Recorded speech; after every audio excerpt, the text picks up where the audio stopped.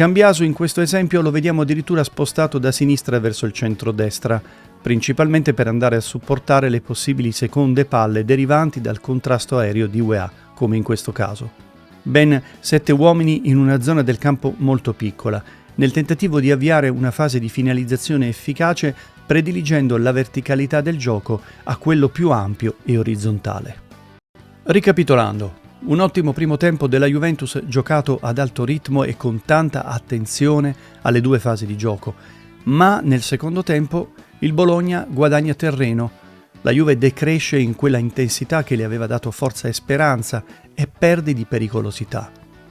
Su questa situazione le 2 squadre si affrontano con un disequilibrio costante e la gara poteva finire davvero in tutti i modi.